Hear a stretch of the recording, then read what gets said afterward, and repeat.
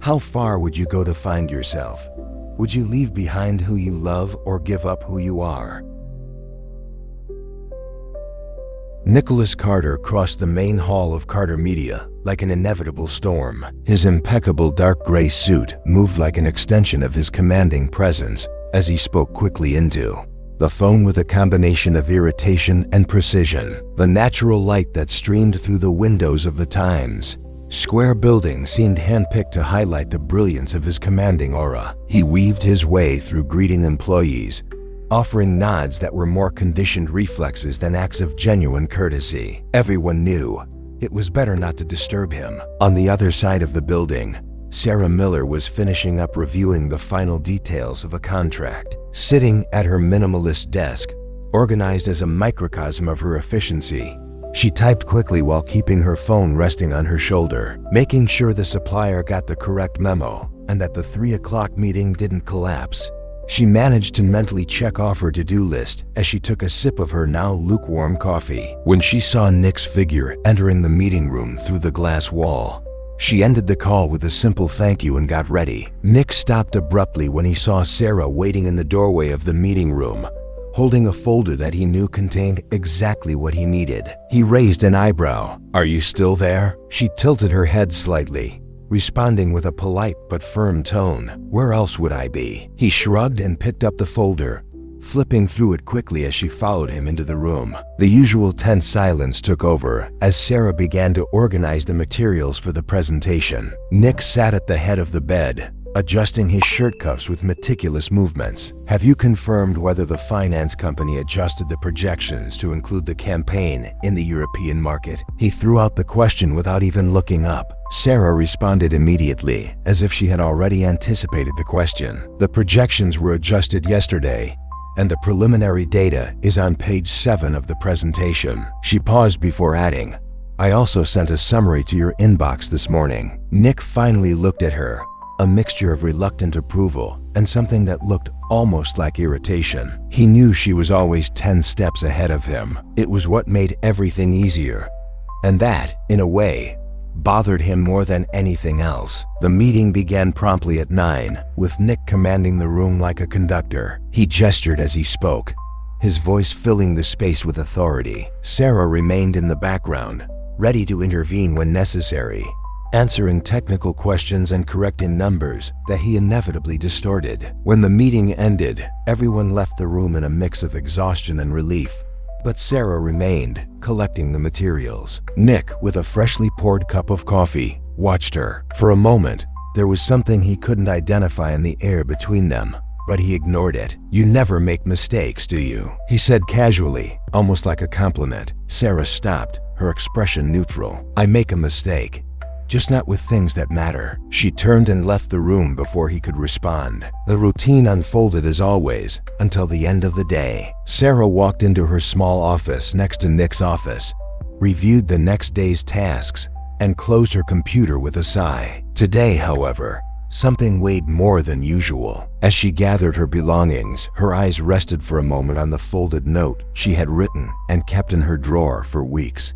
The note he would finally deliver. Upstairs, Nick looked out at the pulsing lights of Times Square, holding his empty glass. He didn't know that the next morning, his meticulously controlled world would be about to change forever. The next morning, the office seemed to pulse with the same frenetic energy that characterized Carter Media. The clock said exactly 8 o'clock when Sarah arrived, as always, among the first to enter. She stopped for a moment in the main hallway, observing the details that made up that environment she knew so well. The glow of the screens, the murmur of initial conversations, the symphony of keyboards. Everything seemed normal, but for her, today was different. Carrying the neatly folded white envelope in her hands, Sarah walked directly to Nick's office. He was already there, of course, immersed in piles of documents as he spoke on the phone with a tone that wavered between impatient and authoritative. Unnoticed, she placed the envelope on the edge of his desk,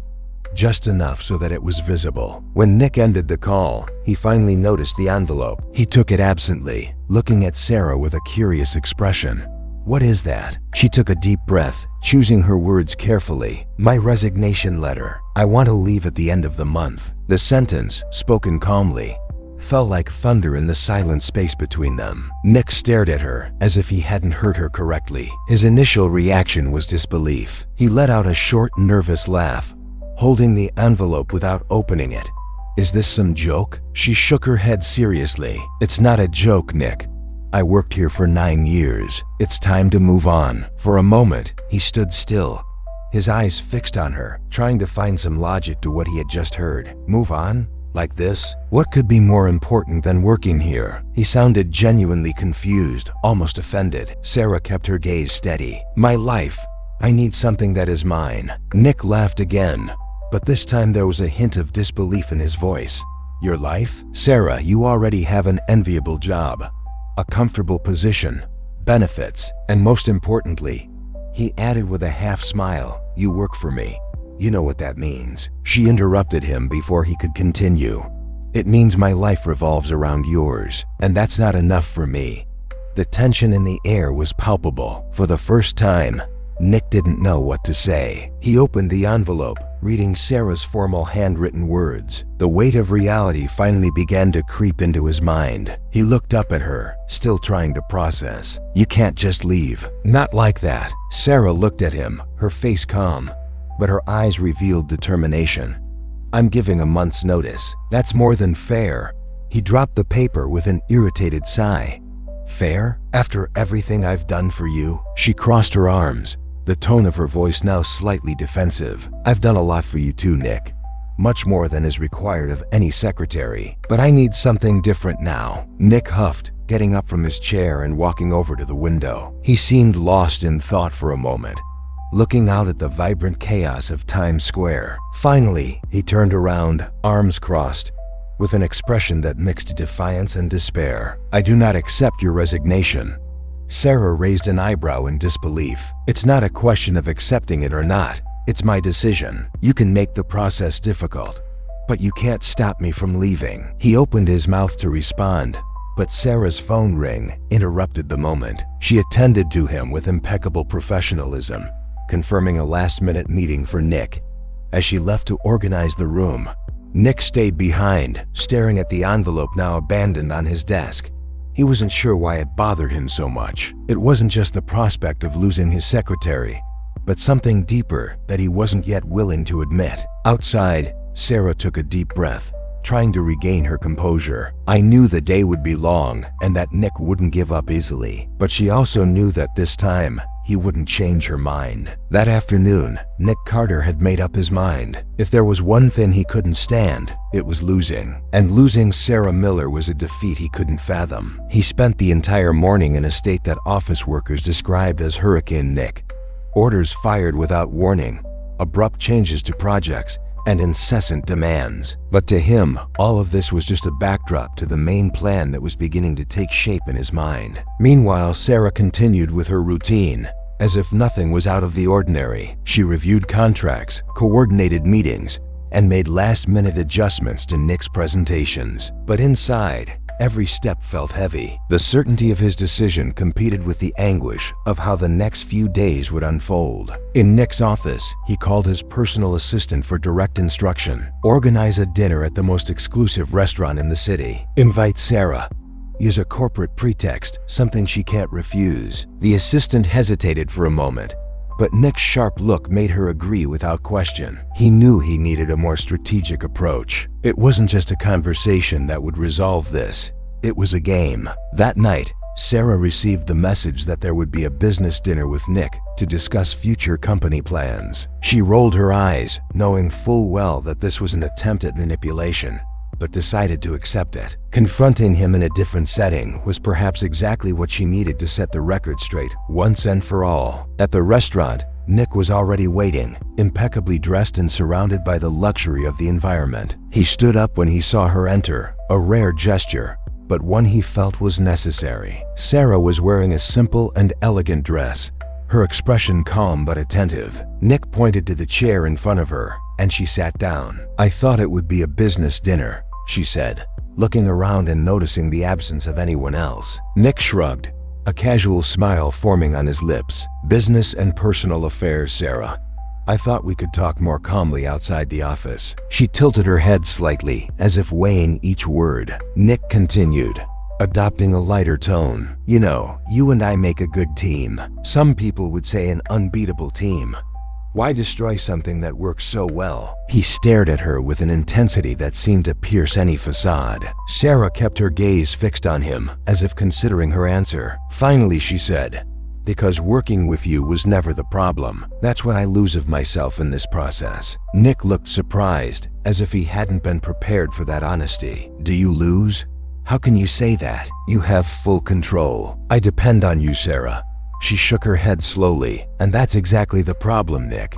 You depend on me for everything, and I lost myself trying to be the solution to each of your problems." The silence that followed was broken only by the soft sound of cutlery and conversations around. Nick took a deep breath, as if he was about to argue, but for the first time, he hesitated. He looked at her differently, like he was really trying to understand. Finally, he said, "What if I promised to change? If I could be less dependent?" She smiled slightly, but it was a sad smile. "I don't want to promise, Nick. I want freedom." Back at the office the next day, Nick looked like a man at war with himself. He couldn't concentrate, mentally reviewing every word Sarah had said. Meanwhile, Sarah noticed Nick's more subtle attempts to please her. He sent flowers to her table with a note that simply said, "Thank you for everything." It was almost a confession, but she knew he still didn't get the point. At the end of the day, Nick unexpectedly showed up at Sarah's small office. Without knocking, he entered and leaned on the table, looking at her. "Sarah, I need you for one more thing." She sighed, not hiding her tiredness. "What is it now, Nick?" He stared at her for a long moment before saying, "I need you to teach me not to need you." Sarah was surprised by the statement, but before she could respond, he continued, "I'm not saying this as a manipulation or a trick. I'm saying it because maybe you're right. I never needed to learn how to deal with things alone. And maybe that's why you want to leave. Because I'm not enough as I am now." For a moment, Sarah's mask almost fell off. She stood up, trying to organize her thoughts. "Nick, this isn't something you can solve in a month." He shook his head. "I know, but if you can give me this time, that's all. Then maybe I can prove that I'm more than this narcissistic CEO you see." She watched him, not knowing if this was a desperate tactic or a genuine moment. But what was clear to her was that, somehow, Nick was changing, even if he didn't realize it himself. The days following the restaurant confrontation felt different. Nick Carter, the arrogant billionaire who always had an answer for everything, seemed like a man in transition. He no longer ran the office with the same impetuosity. His sarcastic comments were less frequent, and most intriguing of all, he tried to listen. Sarah Miller noticed the changes, but didn't get carried away. It was easy to confuse effort with true transformation, and she knew, more than anyone, that Nick wasn't someone who changed easily. Still, something bothered her. Why, despite everything, did she feel a tightness in her chest when she thought about leaving him? One afternoon, while reviewing financial reports, Sarah was surprised by a message on the intercom. It was Nick. "Come to the terrace when you can." His voice sounded strangely hesitant. When Sarah arrived on the terrace of the building in Times Square, the strong wind ruffled her hair and brought a feeling of freedom. Nick was standing near the edge, looking at the city lights as if trying to decipher a riddle. He turned around when he noticed your presence. "Did you know I never come here?" he said, voice low. "It's always so open, vulnerable." Sarah crossed her arms. "Why did you ask me to come?" Nick took a deep breath, as if gathering his courage. "Because I thought you deserved a different place to hear this. I never really thanked you, not just for the work, but for putting up with, well, everything I am." She frowned. "Nick, are you trying to change my mind again?" He shook his head quickly. "No, it's not that. I realized that I never saw things from your point of view. I always thought it was natural for people to gravitate towards me. But you, Sarah, you don't. You're here because he chose to be, and now he's choosing to leave." Sarah was silent, absorbing what he said. It was rare to hear Nick speak so honestly. "I just don't want you to go thinking you didn't mean anything to me," he continued. "Because it meant more than I even understand."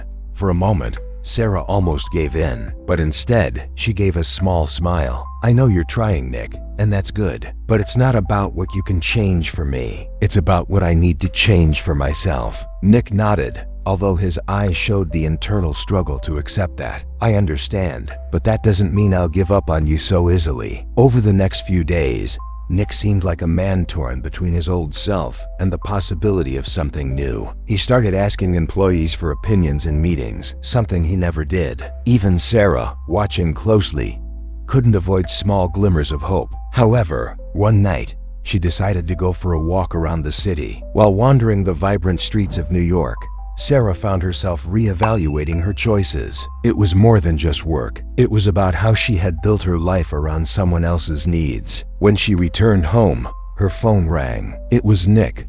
"Sarah," he began, his voice softer than ever. "I discovered something today. I discovered that I don't know who I am without you." She closed her eyes, trying to stay steady. "Nick, you need to figure this out. For you, not for me." The call ended, but it left both of them with a strange weight in their hearts. The next morning, during a tense investor meeting, Nick surprised everyone by allowing Sarah to lead a crucial part of the presentation. Although he was known for hogging the attention, this time he was silent, watching her with a mixture of pride and vulnerability. When the meeting ended, one of the investors commented to Nick, "You know, don't you, that your company would never be the same without her?" Nick just smiled, but inside he felt the truth of those words. The next morning, the Carter media office looked like a volcano about to erupt. Nick Carter walked through the halls in silence, his rigid posture and eyes fixed on the horizon, revealing a tension he rarely let show. He held a black folder with confidential documents he had just received. Something wasn't right, and it was evident to everyone who passed by. Sarah Miller felt the atmosphere before she even entered the building. The murmur of the surrounding employees, the furtive glances,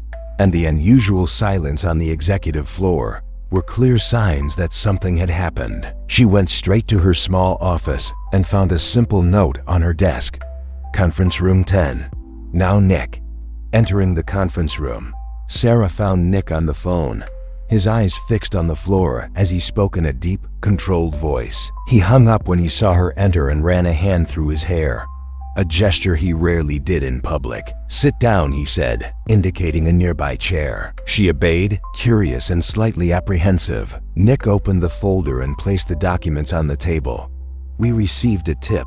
Something big. It involves the financial sector, and apparently someone is trying to manipulate our numbers to create a crisis." Sarah took the papers and began to look through them. She frowned as she read, the gravity of the situation becoming clear. "If this is true, it could ruin investors' confidence," she said, looking at him. Nick nodded slowly, his hands clenched on the table. "And the worst thing is that it comes from within. Someone on our team is involved." The intensity of the moment seemed to engulf the room. For Sarah, this was more than just a corporate problem. She saw in Nick's eyes a glimpse of the scared boy he hid so well. She knew that for him, losing control was not an option.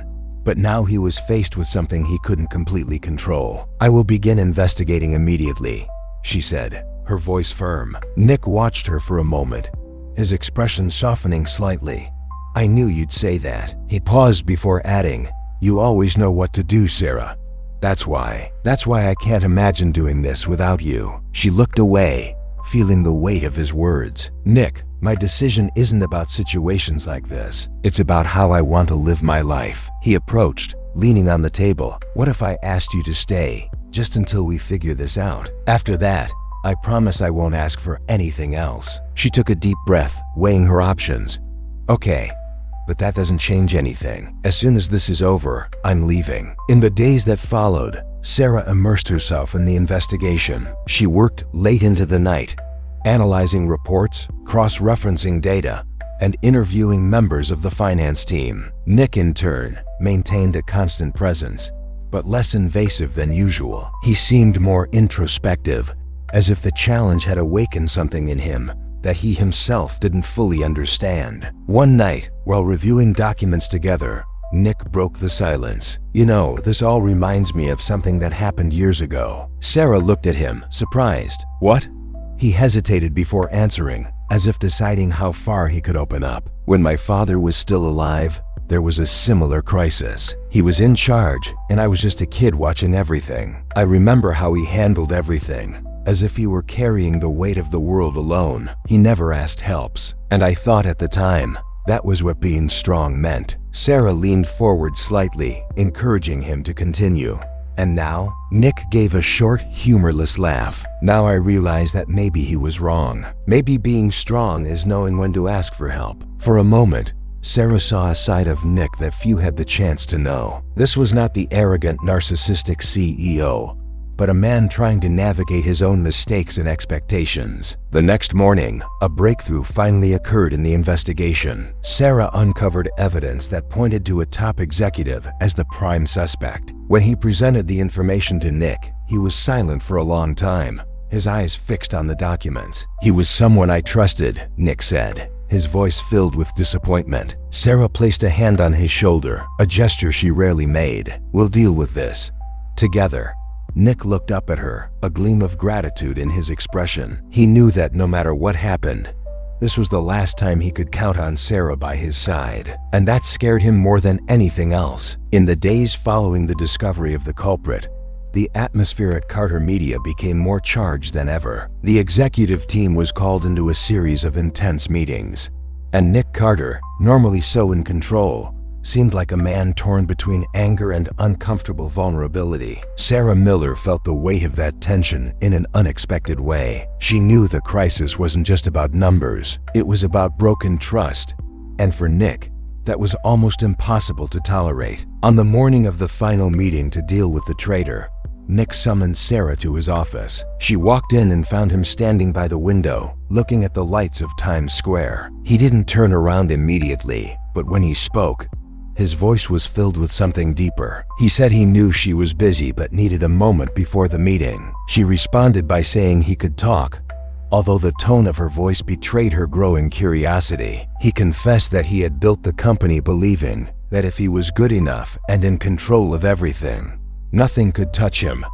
But now he realized that he had never truly been in control. Sarah remained silent for a moment before responding, choosing her words carefully. She said that no one had complete control and that this was an illusion. He added that what really mattered was how they dealt with when control was lost. He finally turned to face her, and his eyes, softer than she remembered, were fixed on hers. He asked how he should handle it because it seemed like the only person who could help him was about to leave. She felt the weight of those words, but remained firm. "I told him he would get over it, like he always did, and learn to trust again." He took a step towards her, as if searching for something in her proximity. He asked what she would learn away from there. She opened her mouth to respond, but before she could, his phone rang. He answered, and his voice returned to its authoritative tone as he resolved something related to the meeting. She took the moment to leave, feeling that the conversation had touched something too sensitive. The meeting that afternoon was intense. The room was full of executives who were trying to appear calmer than they really were. Nick entered with Sarah at his side, radiating an authority that seemed almost palpable. He began the presentation with a firm speech, outlining the steps to resolve the crisis. But in between, something changed. He stopped and looked around as if weighing each face there, and then turned his attention to Sarah. He said that before he continued, he needed to say something important. She confessed that everyone in that room trusted her, and that this was not something he said often. He added that day, he realized how much he had underestimated the importance of trust. She said that if there was anyone who could help the company recover, it was her. The silence that followed was filled with looks of approval and subtle murmurs. Sarah, however, felt a wave of emotions that were difficult to control. On the one hand, Nick's words were an acknowledgement she had never expected to hear. On the other hand, they made his decision to leave even more difficult. That night, as she walked home, she replayed his words. Something in her was shifting, as if a previously solid certainty was beginning to crumble. When he got home, he found a message from him. He asked her to go to the building's terrace. Tired, but unable to ignore the request, she returned to the office. He found him standing near the edge, lit only by the city lights. He turned when he saw her, and they were both silent for a moment, as if words were territory they needed to explore carefully. He said he called her because he had noticed something important. He confessed that he had never thanked her for everything she had done for him, not just at work, but for teaching him to be a little more human. She felt her eyes burning with tears she didn't want to let fall. She said he didn't need to thank her, but to keep changing for himself. He took a step towards her, as if he wanted to say more, but hesitated. He just replied that he wanted her to know that, no matter what. She nodded, feeling a deep, inexplicable pain in her chest. As she walked away, he knew something had changed forever, not just in him, but within her as well. The night seemed darker than usual, as if the lights of New York weren't enough to dispel the shadows that Nick Carter carried within him. He was still on the terrace, now alone, his eyes fixed on the vibrant chaos of Times Square. The cold wind enveloped him, but he didn't feel it. His mind was distant, revisiting memories he preferred to keep buried. When he went down to his office, he found himself staring at the black folder that contained the evidence of betrayal in the financial sector. That should have been his priority, but his thoughts were stuck on something else. He plopped down in his chair, exhaustion weighing on his shoulders. In an almost automatic movement, he took out an old photo that he kept hidden in a drawer. It was from a smiling family, with a boy in the center who seemed smaller and more fragile than the scenery around him. He hated that image because it was tangible proof of everything he had lost. The next morning, Sarah arrived early, as always. She found Nick already at his desk, his eyes sunken and his expression hardened. He looked at her and said they needed to talk, but asked them to wait until the end of the day. There was something in his tone that made her uneasy, but she just nodded and went to her own office. The hours passed in a blur of reports and meetings, but Sarah couldn't shake the feeling that something was about to happen. At the end of the day, Nick called her back to the terrace. This time, the sky was tinged with orange and purple, and the air felt lighter, but his face carried the same weight as before. He began by saying that he knew she was tired of his resistance, but there was something she needed to understand before she left. He talked about his childhood, how he always felt he needed to prove something to his father, a ruthless man who saw weakness as the worst of sins. Nick explained that when his father died suddenly, he found himself thrown into charge of the company before he was ready. But there was no choice. He said the only thing he learned in that moment was that it was safer to keep people away. He added that she was the only person who managed to break that barrier. But now she wanted to leave, and that terrified him in a way he couldn't even describe.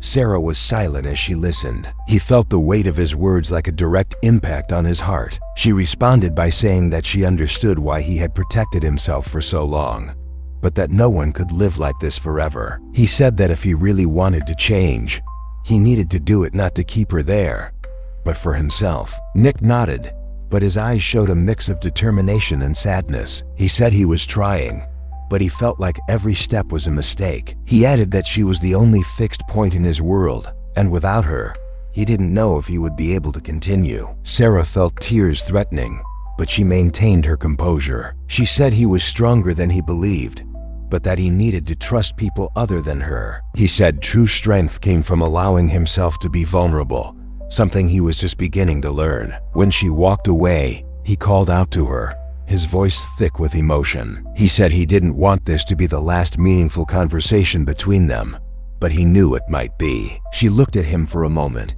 her eyes filled with a sadness that mirrored his own, but she didn't respond. That night, alone in her apartment, Sarah thought about Nick's words and the man he was trying to become. She knew he was changing, but she also knew that part of her was resisting believing that change could be true. Meanwhile, Nick was in his living room, staring at the old photo again. For the first time in years, he let the tears fall. He realized they weren't just about Sarah, but about everything he had been carrying and everything he needed to leave behind. Nick spent the next few days in a state no one recognized. He was methodical, yes, but his intensity seemed to be focused on something that transcended the reports. Meetings and short-term goals. He began to observe his employees more closely, not to judge or criticize them, but as if seeking clues on how to connect. During the meetings, he asked questions, some simple, some deep, but always accompanied by a genuinely interested look. The team, initially suspicious, began to open. Sarah, on the other hand, remained reserved, observing these changes as who witnesses a spectacle. There was something different in Nick, but she resisted to believe fully. She knew there were parts of herself who still loved him, parts she had buried deeply. But the doubt remained. Was he really able to support these changes? Or that was just another desperate effort to keep her around? One night, Sarah decided to stay later to finish a project. The silence in the office was welcoming, almost therapeutic. She was so absorbed in the graphics and analyses that she didn't realize when Nick entered. He stayed at the door for a moment, watching her. It was not just respect for his work ethics that impressed him. It was how she seemed to carry a sense of purpose in everything she did, even in the most worldly details. When he finally spoke, the low voice took her out of her trance. He said he needed his help to understand something. She looked at him, surprised, and asked what it was about. He walked to his table and pulled a chair, something he never did. He admitted that he was trying to understand how he could be so constant, so firm in his decisions, even when the circumstances seemed to push her to another direction. Sarah initially felt uncomfortable with the question. She replied that her firmness came from years of practice, to learn to separate her feelings from the demands of life. He added that for her, it was a matter of survival. He shook his head slowly, as if he was processing the words. Then he asked how she could keep it when it seemed that everything around it collapsed. Honesty in the question exposed him in a way she didn't expect. Sarah lowered the pen and took a deep breath before answering. He said the truth was that no one is immune to crumble, but he had learned to rebuild himself. He added that, in the end, that was all that anyone could do. Nick leaned forward, his elbows backed on his knees, and said he didn't know how to start rebuilding, because everything he was had been built to avoid falling. The words hovered in the air between them, loaded with a weight they both felt. Sarah looked at him and saw, perhaps for the first time, a man who was really trying. She replied by saying that rebuilding was not a matter of following a manual, but of accepting that certain parts needed to be left behind. Nick thanked him, a little hesitant, but his expression showed that her words had found a home somewhere deep. He left the room, leaving Sarah alone again, but the space he had left seemed full of possibilities. In the following days, Nick began to make small but significant changes. He delegated more responsibilities, recognized errors publicly, and even made a point of thanking employees personally for their efforts. Sarah saw it all, and although part of her wanted to believe that these changes were real, another part held firmly in doubt. One afternoon, while reviewing documents on the terrace of the building, Sarah was surprised by Nick. He said there was something he needed to show. He led her to a room she had never visited, a small space on the upstairs he wore as a refuge. He explained that it was there that he was going when he needed to think, but he had never brought anyone to that place. He pointed to a wall full of notes, ideas, and even letters he never sent. He said that was his side that no one saw, because he was always afraid to show. Sarah was silent for a moment, absorbing everything. He asked why he was showing it to her now. He replied by saying that for the first time he felt that he needed to be completely honest with her and himself. He said he was tired of being a man who lived hidden behind layers of manufactured perfection. She felt something inside herself, but this time it was not sadness. It was an opening, a possibility. He replied by saying that everyone has something that hides, but that he needed to decide if he was ready to live without fear of what people would see. He nodded, but his eyes showed that he was far from having all the answers. Later that night, Sarah sat in her bed, thinking of everything that had happened. There was something in Nick that pulled her back, but she knew she couldn't get lost again in a cycle where her life revolved around him. She needed more. Nick, in his own loneliness, began writing in one of the notebooks he kept in the refuge. It was not a letter to her, but for herself, an attempt to organize the thoughts she never knew how to express. For the first time, he felt that he might be possible to start over, even if the way was uncertain. The day dawned with unusual clarity, as if New York was trying to calm Nick and Sarah's internal whirlwind with a clean sky and a cold breeze. However, no external beauty seemed enough to drown out the weight they both carried. Sarah entered the office knowing that the confrontation between them was inevitable. There was an unlicensed tension, something that was growing between prolonged glances and interrupted conversations. She climbed to the executive floor, adjusting the coat as she mentally rehearsed what she needed to say. It wasn't just a farewell she prepared. It was an attempt to find the closure he was looking for. As soon as he entered Nick's office, he realized he was already waiting for her. He was sitting behind the table,